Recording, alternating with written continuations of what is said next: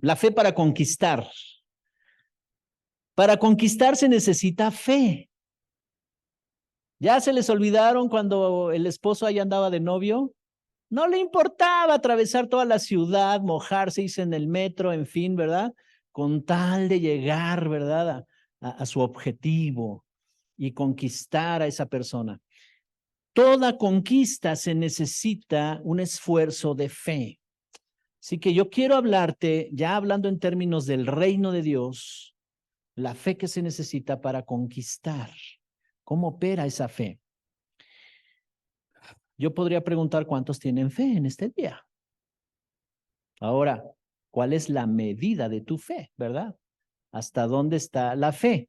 Porque si, por ejemplo, el dinero está acá y mi fe está aquí, no me alcanza la fe. ¿Me explico? Si la enfermedad está aquí y mi fe está aquí, no me alcanza la fe. ¿Ok? Entonces, tenemos que entender en este día cómo opera la fe, cómo puedo tener más fe, cómo puede crecer mi fe. La fe para conquistar. Hace algunos años, Dios, a través de la interpretación de lenguas, en una mañana estábamos la pastora y yo en esa intimidad con Dios, ¿verdad? Y estábamos hablando con Él juntos ahí en la recámara y de repente ella empieza a hablar lenguas y Dios me da el entendimiento de esas lenguas y nos decía, todas las cosas que yo quiero entregarles a ustedes vienen por 4 caminos. 4 caminos. Uno es por restitución. Ustedes no tienen que hacer nada más que mantenerse en la posición correcta. Sigan en una relación conmigo y todo les va a ser restituido. Lo que perdieron, lo que retuvo el enemigo, el derecho legal que el enemigo tomó sobre sus vidas, ¿sabes? Y ahí hubo una revelación tremenda, porque las generaciones anteriores, el bisabuelo, el tatarabuelo y todos ellos, ¿verdad? Mis ancestros, unos venían de Portugal y otros venían de otro lado allá en Monterrey, Nuevo León, o sea, había una mezcolanza ahí y venían con prácticas, muchos de ellos no conocieron a Dios, muchos de ellos pues no sé ni qué hicieron. Pero Dios había planeado para cada generación recursos, planes y propósitos, y todo eso se quedaba estancado porque el enemigo lograba neutralizar a esa generación y la que seguía también y la que seguía también hasta que llegó mi generación. Y Dios me mostró y me reveló, tú eres en muchas generaciones el primero que se levanta, el primer cristiano. ¡Wow! Vengo de un linaje de mucho catolicismo. Entonces, Dios empieza a restaurar y a restituir. Y el Señor decía, les voy a restituir no solo lo que ustedes perdieron, sino lo que sus linajes anteriores les fue retenido. Amén. O sea, tú no sabes si tu tatarabuelo, bisabuelo traía cosas poderosas que Dios había planeado para él y el enemigo lo estancó y murió sin cumplir su propósito. Pero ahora esas cosas estarán disponibles para nosotros. Amén. Entonces, por restitución. Otras serán por retribución, los que están anotando, ¿verdad? Por restitución te voy a bendecir. Por retribución. Retribución quiere decir, tú haces algo para él y él te paga. Así. Aunque mi servicio, aunque yo lo que hago, lo hago por amor a Dios. No a ver cuánto me van a pagar, ¿verdad? Pero él retribuye, dice la Escritura. Él es galardonador y él retribuye. Entonces es por restitución, por retribución, la otra es por cosecha. Y esa yo la tengo que hacer, ¿verdad? Yo tengo que sembrar para cosechar, ¿ok?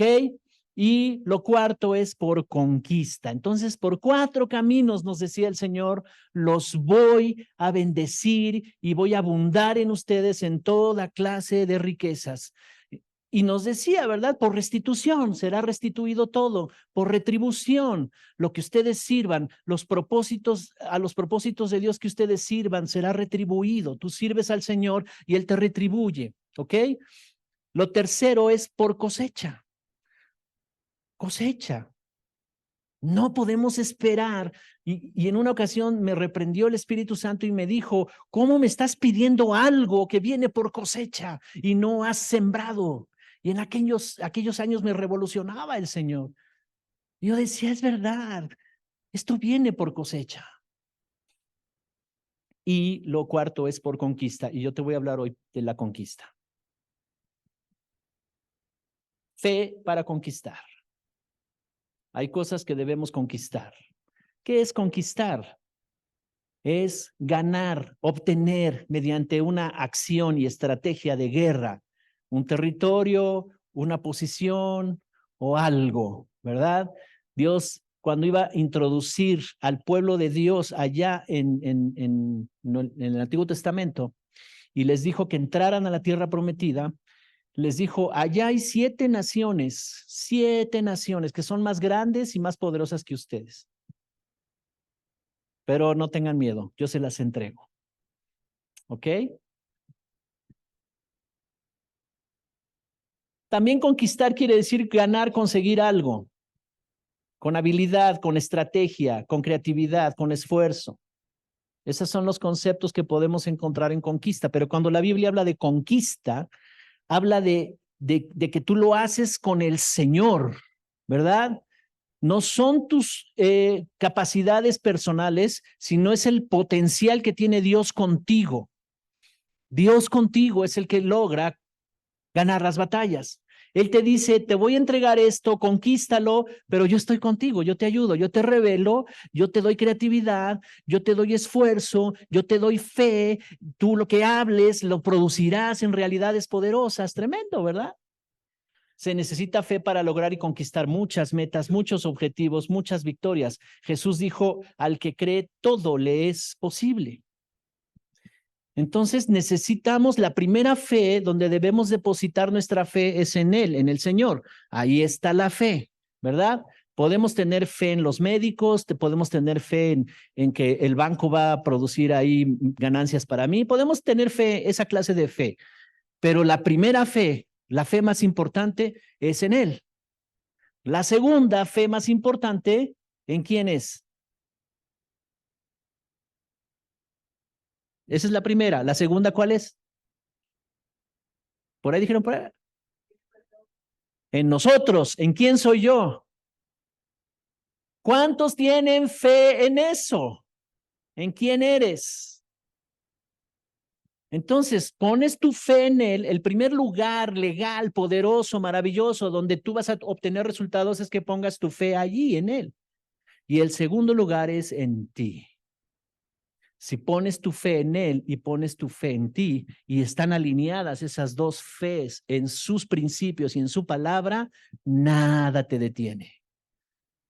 Al que cree todo le es posible, dijo Jesús. ¿Ok? Entonces esa es la clase de fe que te lleva a la victoria. Entonces mi fe debe de ir en una dirección que me garantice nuevas realidades, que me garantice nuevas cosas, verdades que vienen de la palabra de Dios, que producen fe y que gobiernan mi mente, que gobiernan mi vida. Antes, yo les he contado esto hasta el cansancio y van a decir, otra vez me va a decir el pastor lo mismo, pero eso era lo que gobernaba mi vida en el pasado. La enfermedad, el estancamiento, yo pensaba de mí equivocadamente y cuando comienzo a profundizar en su palabra, cuando comienzo a conocer más a Dios, entonces cambió mi concepto que tenía de mí mismo y mi concepto de Dios. Entonces, vamos a la Biblia, Éxodo 3, verso 7.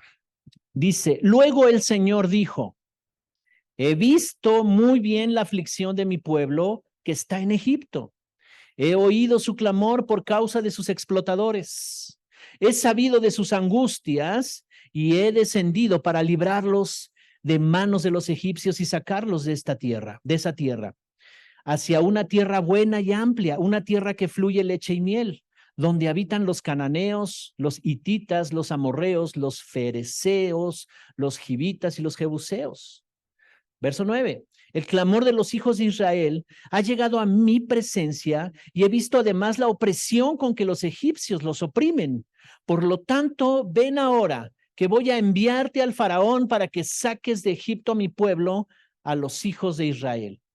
Este es el primer llamado que le hace Dios a Moisés, ¿verdad? Lo levanta como el libertador y lo va a enviar para liberar, para libertar a su pueblo. Dice que estaban en aflicción el pueblo. Ahora te pongo en el contexto histórico. ¿Cómo llegó a suceder esto? En el contexto histórico, 400 años atrás, llegó José el Soñador. Habían pasado cerca de 17 generaciones en 400 años. Y José el Soñador, llegando, ¿verdad?, como esclavo a tierra de Egipto, ustedes saben toda esa historia, viene el sueño que Dios pone en el faraón de ese tiempo, de los 7 años de escasez, abundancia y 7 años de escasez.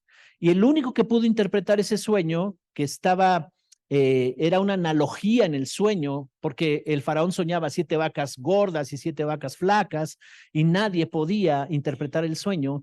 Y alguien se acordó que en la cárcel había un judío que podía interpretar sueños, el copero del rey que estuvo ahí con él, y le dijo, yo conozco un judío que estaba ahí en la cárcel conmigo, y ese cuate era bueno para interpretar los sueños, tráiganlo, dijo Faraón. Y entonces traen a José, lo sacan de la cárcel y lo llevan delante de Faraón, y él le dice, interpreta este sueño, he soñado así, 7 vacas gordas y 7 vacas flacas. Y entonces él va al Señor y el Señor le revela el sueño. Bueno, todo eso es el contexto que Dios usó para establecer a su pueblo, porque Jacob y todos sus hijos estaban en el desierto, eran nómadas, ahí estaban en el desierto habitando, y Dios les quería introducir, ¿verdad?, en un lugar llamado Egipto.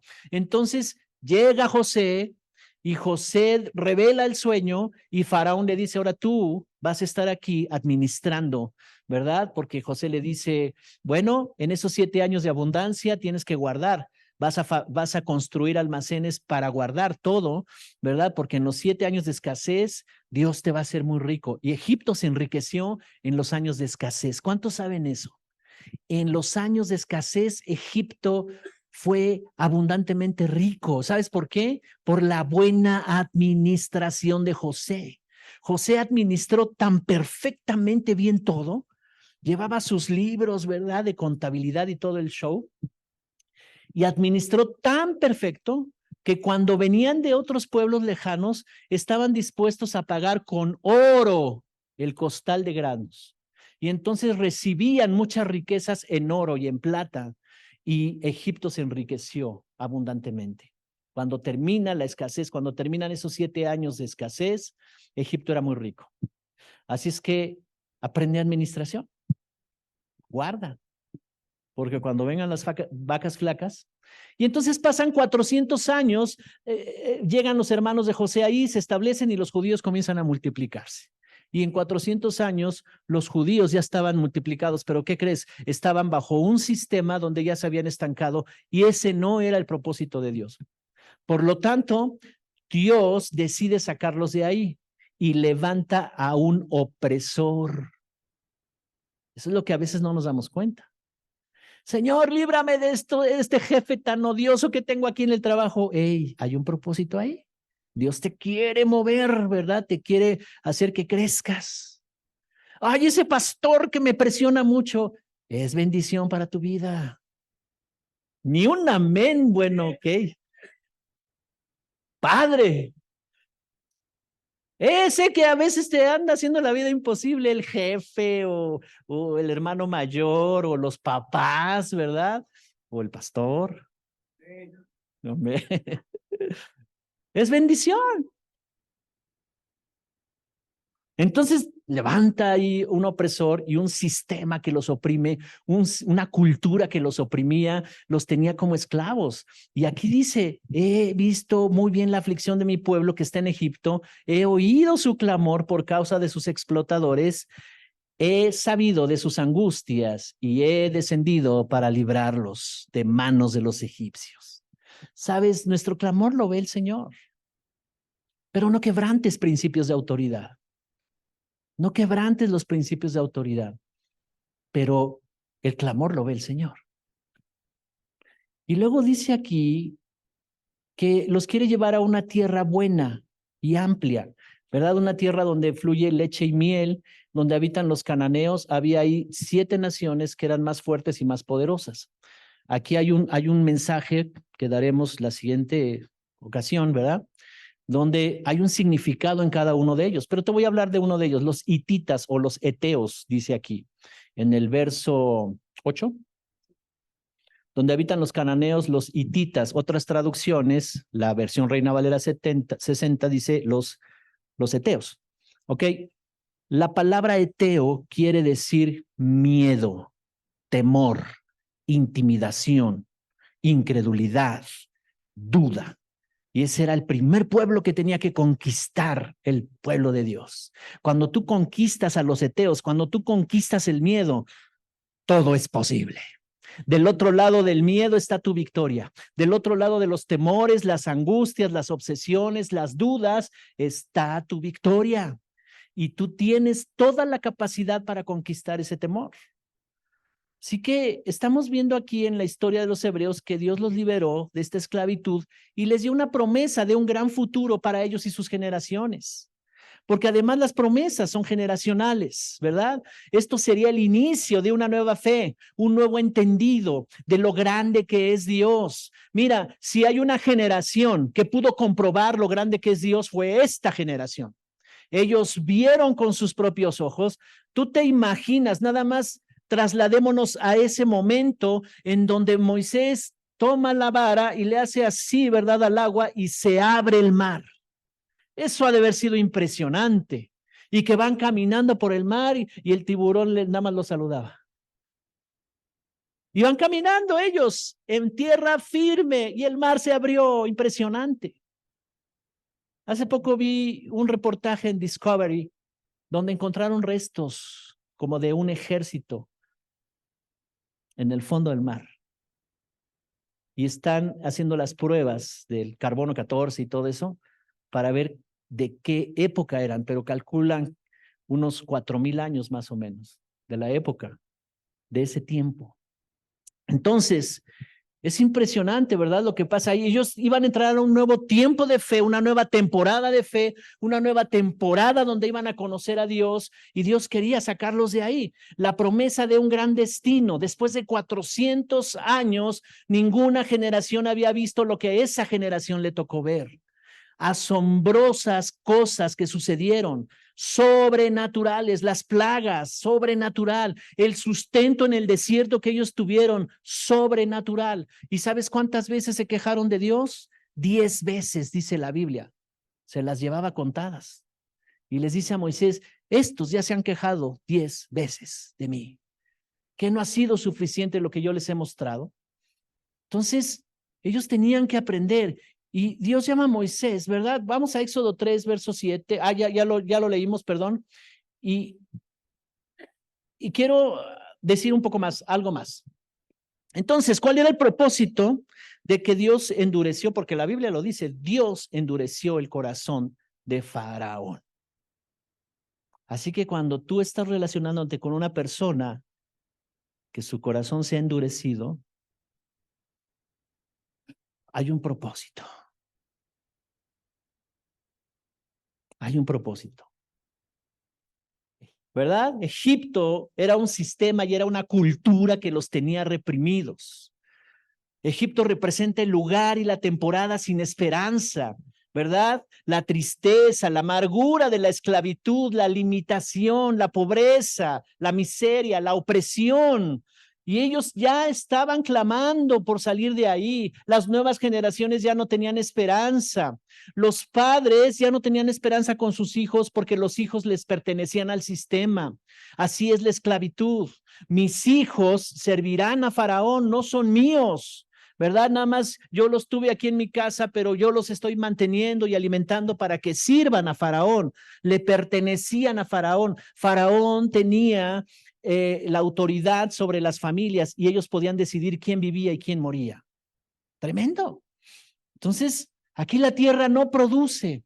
Es estéril, hay estancamiento, no hay oportunidad de salir de esa condición. Sus pensamientos pueden ir más allá de lo que ellos están ahí viviendo y dicen, no hay salida, nunca lo lograremos. Esa era la visión de ellos. pero Dios tenía planes. Y conmigo Dios tenía planes. Ahora, si alguien se ha sentido estancado en tristeza, en quebranto, sacude la cabeza y dice, estoy tan bendecido, estoy tan bendecido que estaba yo sumergiéndome en algo que ni siquiera era verdad. Tenían que salir de Egipto y dirigirse a la tierra de promesa para pasar por un desierto. Ahora, el propósito del desierto era enseñarles a depender de Dios. En la Biblia, en el Antiguo Testamento, el pueblo de Dios representa a la iglesia en este tiempo. Y cuando nosotros andábamos en Egipto, ¿cuántos saben qué es Egipto para nosotros? Un sistema sin Dios. Andábamos en el pecado, sin Dios, sin salvación, sin esperanza, sin una visión clara hacia dónde íbamos, con toda clase de situaciones que pasaban en nuestras vidas. Ese era Egipto. Éramos esclavos, dice el apóstol Pablo, del pecado. Ahora, lo que no debe suceder es que ya somos hijos de Dios, nos trasladó de esas tinieblas, de esa esclavitud, a la luz, a la libertad, y no debemos de estar pensando como en el pasado, esclavos del pasado, esclavos de todas esas cosas que nos daban temores, miedos, que nos obsesionaron en el pasado. Entonces el desierto implicaba o significaba la escuela donde ellos aprenderían a ser hijos de Dios y a entender que todas las promesas que Dios les había dado eran factibles, se podían obtener, pero tenían que conquistarlas. Ellos tenían mentalidad de esclavos. Alguien que tiene mentalidad de esclavo depende del dinero, si hay o no hay. Depende de las enfermedades, si no o no hay. Depende de las personas, si me aceptan o no me aceptan. Esa es una esclavitud. Y Dios nos ha llamado a ser libres. Dios nos ha llamado a ser libres.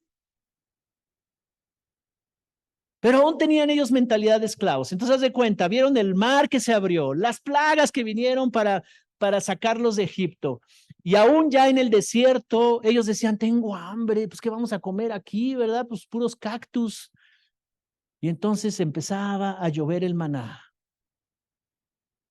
Algunos científicos dicen que ese maná tenía todas las propiedades que requiere el cuerpo humano para vivir 40 años en el desierto, porque en las noches la temperatura bajaba abajo de los 10 grados y en el día subía arriba de los 50 grados. En ese desierto donde ellos anduvieron es difícil la vida, es imposible que alguien pueda sobrevivir 40 años. Y ese maná tenía tantos nutrientes, tantas proteínas, tantas vitaminas, tantos nutrientes que no necesitaban más nada. Pero ellos no lo sabían. Y se aburrieron del maná. Dijeron, pues queremos algo más. Pues ahí van las codornices. O sea, ellos vivieron tantos milagros y tantas señales que Dios les daba para que confiaran en Él. Pregunto, si alguno de nosotros hubiera vivido eso, ¿hubieras creído en Dios? ¿Sí o no? ¿Verdad que sí? Entonces, ¿estos cuates qué les pasó? Porque no entraron a la tierra prometida. No pudieron conquistar, no estaban listos para conquistar. La falta de fe, ¿verdad? Así también nosotros cuando venimos a Cristo, Él nos dice, ahora vas a conquistar esto que está en tu vida. Y hay muchas cosas que tienes que conquistar. No importa cuántos años tengas de cristiano, Dios en este tiempo te va a empujar para conquistar cosas que no has conquistado. Amén.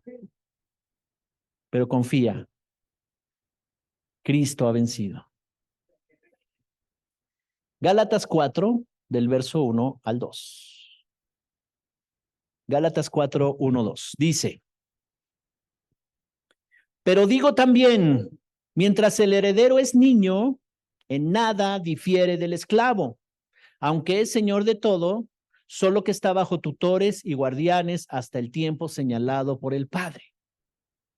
Este versículo es muy importante porque dice que el heredero es niño, ¿verdad? O sea, espiritualmente, cuando uno nace de nuevo, espiritualmente somos niños espirituales. Gálatas 4:1, ese anótalo y apréndetelo de memoria. Mientras el heredero, ya somos herederos. ¿Cuántos herederos hay aquí? Amén, ¿verdad? Todos somos herederos. Ahora, mientras el heredero es niño, o sea, quiere decir, nací de nuevo, un nuevo nacimiento, pues es un bebé. Hay que alimentarlo, hay que formarlo, hay que enseñarle, ¿verdad? Al principio, un niño, ¿cómo es? Un niño es inmaduro, ¿sí o no? De repente hace berrinche, salió al papá o a la mamá. Ah, es berrinchudo, mira su temperamento, igual que su papá, ¿verdad? O lo que sea. Y es inmaduro, y entonces uno tiene que irlo formando, tiene que irle enseñando. Y si yo soy permisivo, y si le permito todo, y no le formo carácter, valores, principios, ese niño va a ser mal formado. Le llaman mal criado, ¿verdad? O sea, va a ser criado equivocadamente, erróneamente. Y dice aquí que necesita de tutores. Necesita quien le ayude, lo alimente, le enseñe, le aconseje, ore por él. Y por eso está una iglesia. Y por eso hay una iglesia que Dios nos ha asignado. Y por eso tenemos líderes, tenemos pastores que nos enseñan. Y un día ese niño va a ir creciendo, creciendo, creciendo, creciendo, creciendo, hasta alcanzar el tiempo señalado por el Padre, la madurez, y él va a poder enseñar a otros. Y la iglesia se multiplica. Pero dice aquí que tiene todavía como un pensamiento de esclavo, no hay diferencia. A veces cuando llegamos a Cristo, pues todavía seguimos haciendo cosas raras, ¿sí o no? ¿Verdad? Mira, al punto al que quiero llegar es este.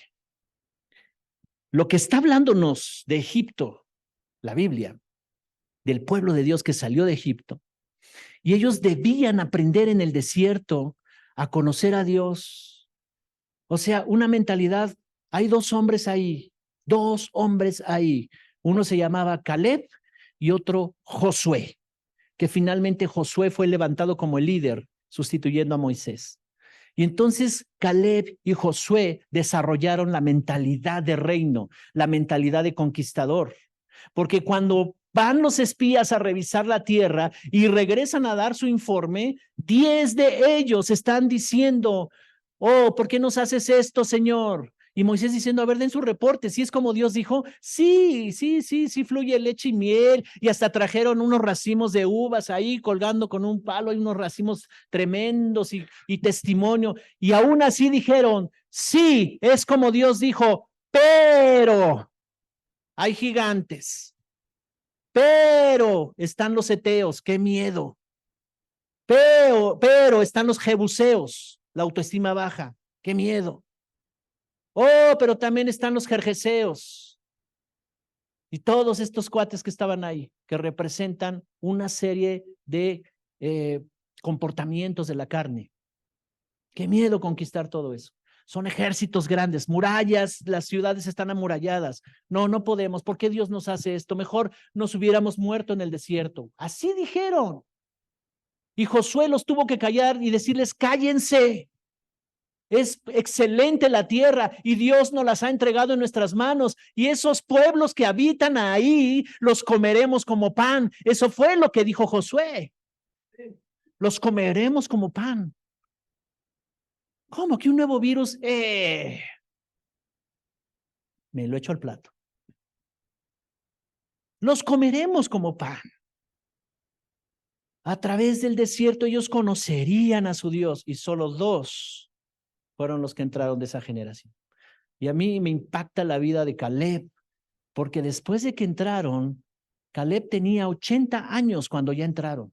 O sea, la primera vez que fueron a investigar la tierra, él tenía 40. Y pasaron 40 años y Caleb seguía pensando igual. Es nuestra la tierra, es buena la tierra, entremos. Y todos los demás, no, ¿por qué Dios nos hace esto? Mira, que quién sabe qué. Y quejándose, quejándose. Y Dios, otra vuelta más. Y Dios, otra vuelta más. 40 años. Hasta que cansaron a Dios y dijo, ya, vamos a levantar otra generación. De 20 años para abajo, todos los jóvenes entrarán con Josué.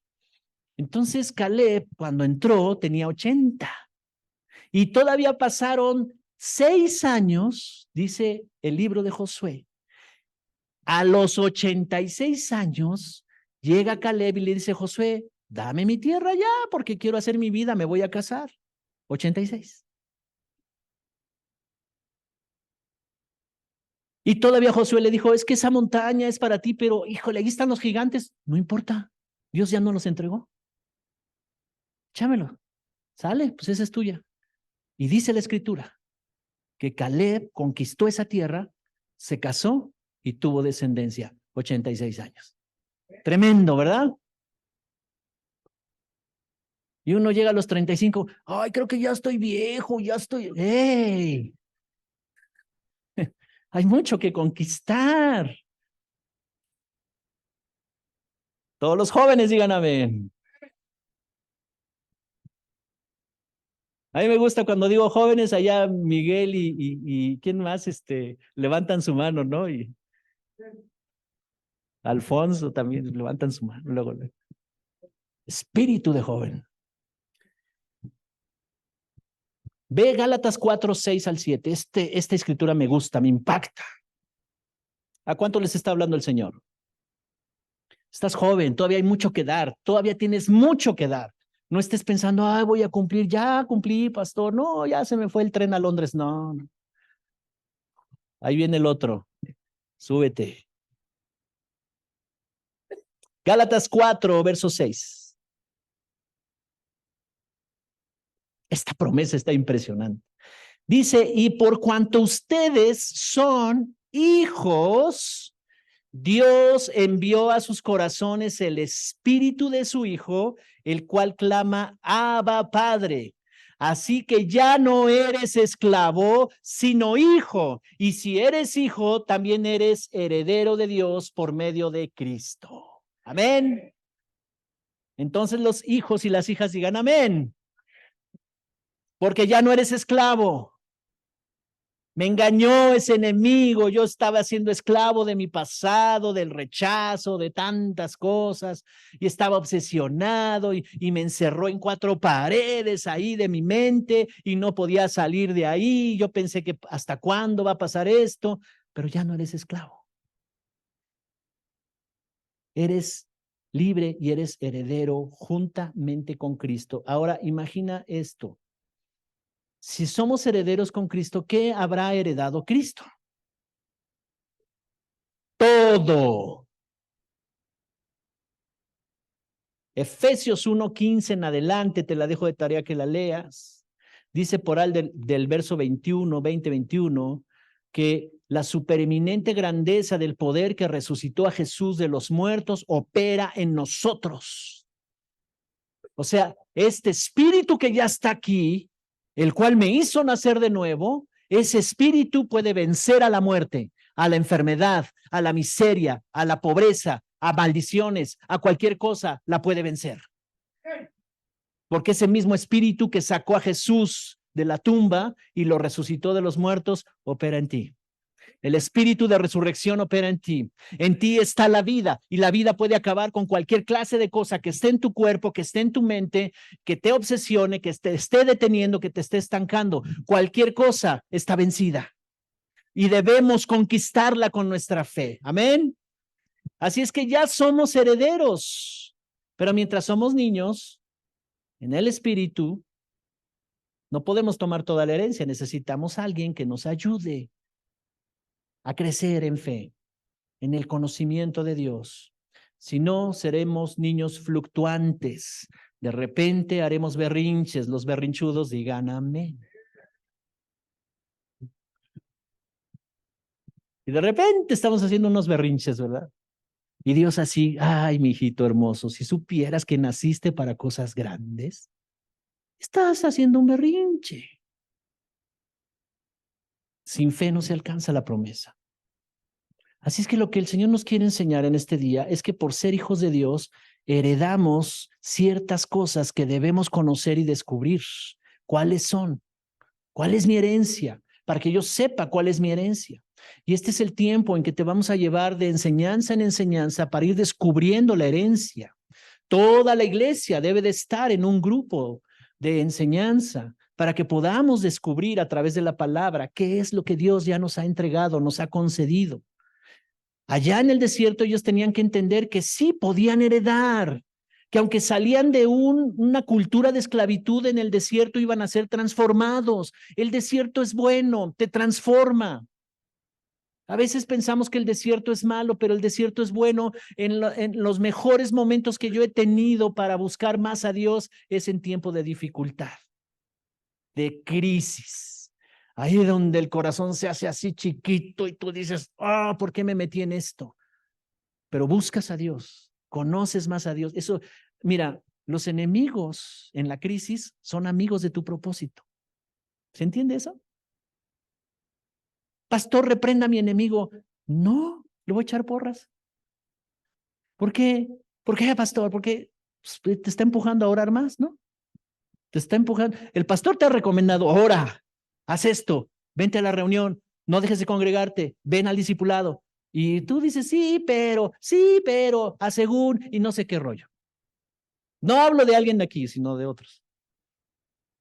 Pero la crisis es así, no te va a dejar. La crisis te va a agarrar de aquí, te va a decir, hey, estás en problemas.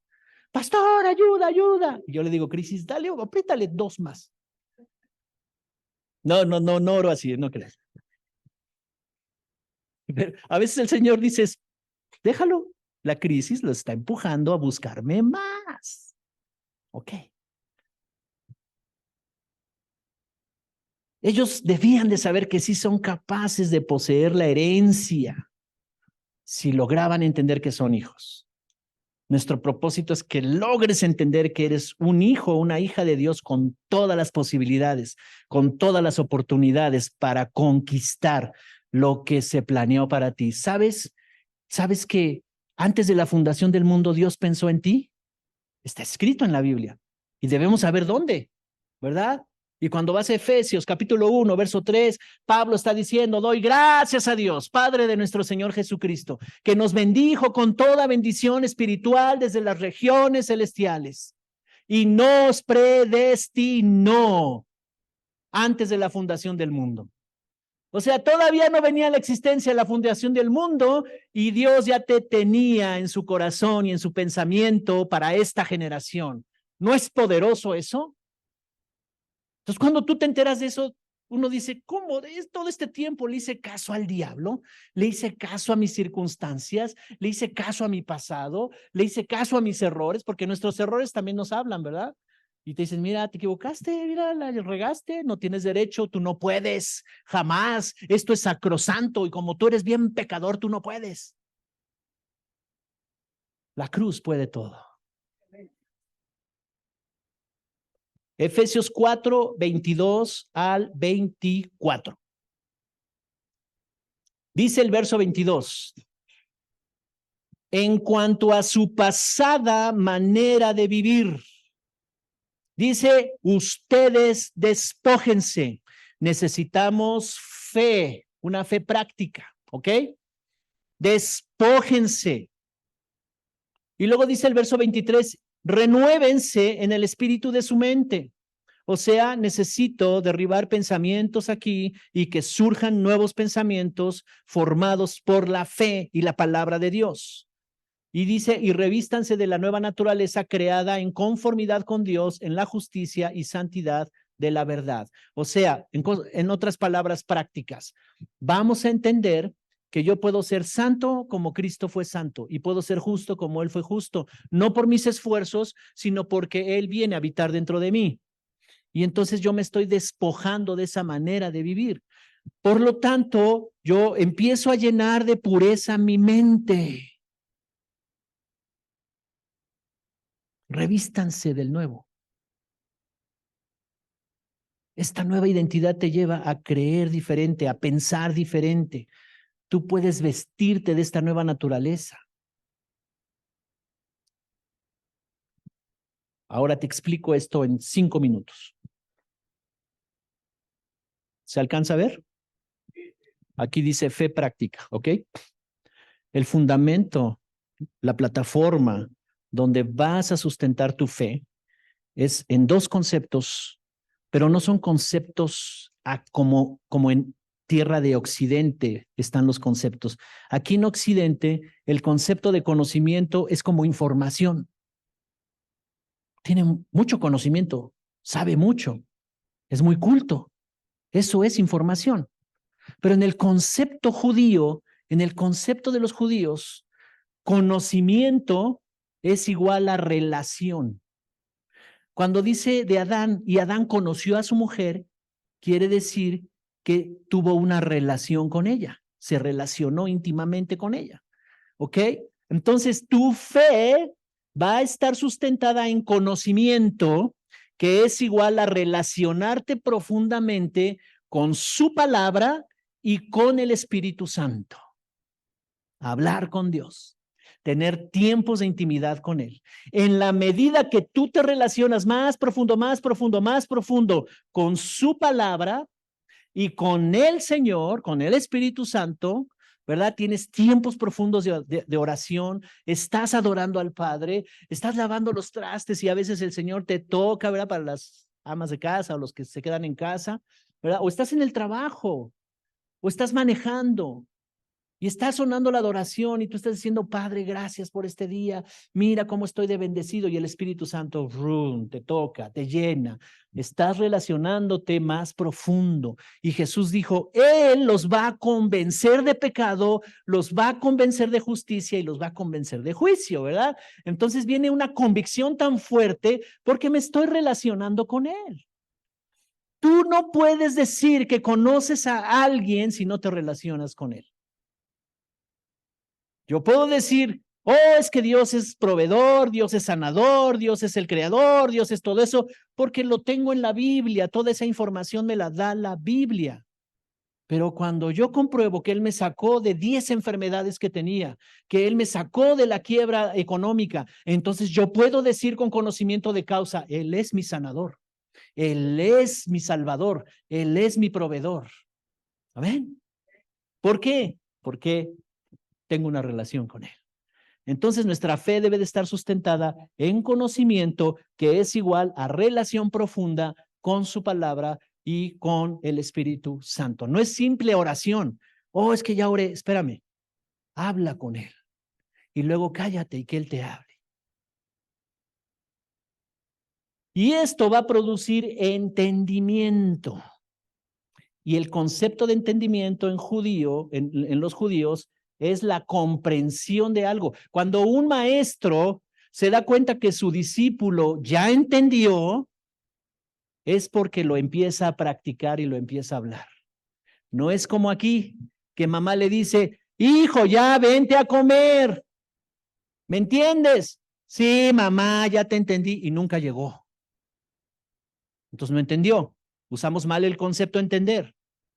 ¿Por qué no hiciste esto? ¿Qué no sabes que esto y esto? Sí, mamá, ya te entendí, pero es que no tuve tiempo. No entendió. ¿Me explico? Pero entendimiento es cuando lo comprendes, Josué 1:8, no se apartará este libro de la ley de tu boca, sino que de día y de noche lo hablarás, ¿verdad? Para que guardes en tu corazón y hagas conforme a todo lo que está escrito. Entonces, ¿qué va a pasar? Harás prosperar tu camino y todo te saldrá bien.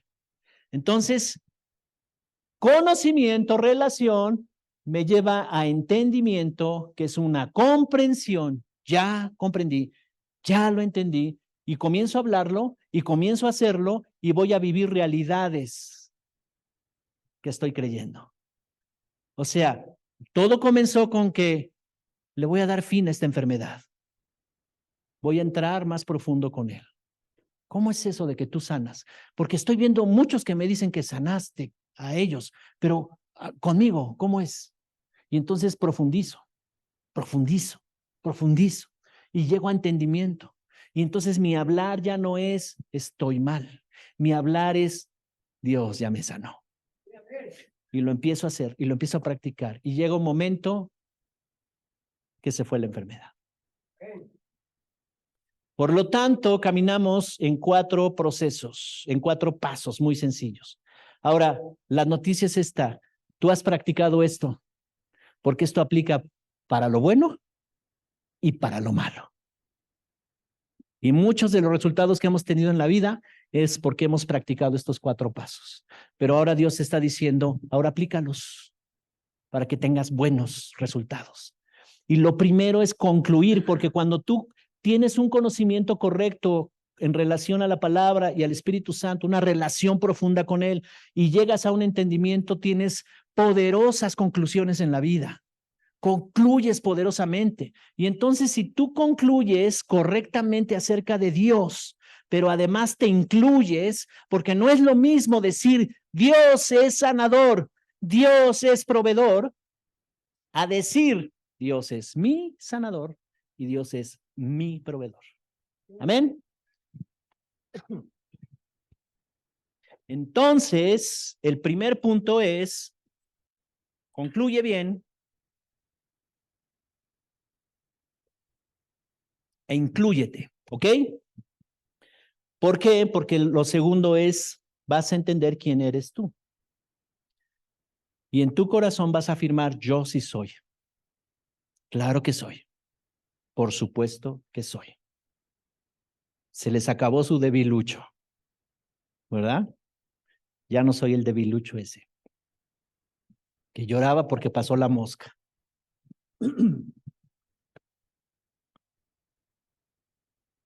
Entonces tú vas a concluir cosas poderosas. ¿Por qué? Porque la palabra de Dios va a hablar acerca de Dios, pero va a hablar acerca de ti. Entonces tú vas a comenzar a concluir quién eres y vas a afirmar en tu corazón si realmente soy. Por lo tanto, en el paso 3, tú vas a comenzar a hablar conforme a lo que estás concluyendo y vas a actuar, o sea, a obedecer. ¿Sí? ¿Se entiende? Por lo tanto, vives nuevas realidades. ¿Cuántos quieren vivir nuevas realidades? Decide que este 2024, nuevas realidades estás decidido a vivir. Tienes que poner una visión allá adelante de cómo te ves, aprendiendo algo nuevo, conociendo más a Dios profundamente. Algo tiene que estar en tu corazón, ¿verdad? Y entonces vives por eso, lo hablas, lo actúas, lo obedeces y lo vas a vivir. En el pasado concluimos equivocadamente, entonces yo me incluí ahí. ¿Por qué? Porque las personas me decían, porque las circunstancias me dijeron, porque los eventos traumáticos me dijeron y todo era negativo, ¿verdad? No sabes cuántas veces mi abuela me dijo, ay, mijito, yo no sé cómo le vas a hacer cuando seas adulto, ¿vas a vivir en el hospital? Y yo amé a mi abuela y la amo. Tenía muchas cosas muy buenas, pero ella venía de otro contexto, ¿verdad? Cultural y entonces nos metió así, ¿verdad? Que teníamos que estar enfermos todo el tiempo. Y yo concluí eso. Entonces llegué a pensar quién soy. Y yo dije, pues sí, sí soy. Y yo hablaba eso. Y yo actuaba en consecuencia. Pero ahora vivimos otras realidades. ¿Se entendió? ¿Sí? ¿Cuántos aprendieron algo hoy? ¿Sí? ¿Aprendiste algo? Ahora, tienes un gran potencial. Tú tienes un gran potencial. El potencial es lo que aún no se ha manifestado. Lo que ya está en ti y no se ha manifestado todavía. Y el enemigo está temblando de miedo. Y está diciendo, ojalá el pastor no les diga estas cosas para que no sepan. Yo sé que ya lo sabías, pero yo lo estoy reafirmando en tu corazón. Hay un gran potencial. Tú naciste con un gran propósito. Dejemos de escuchar esas voces negativas que nos llevaban a concluir mal y ahí nos incluíamos. No, pues sí, está difícil. No, pues sí, estoy mal. Dejemos eso a un lado y comencemos a enfocarnos en el plan de Dios para nuestras vidas que está en su palabra. Amén.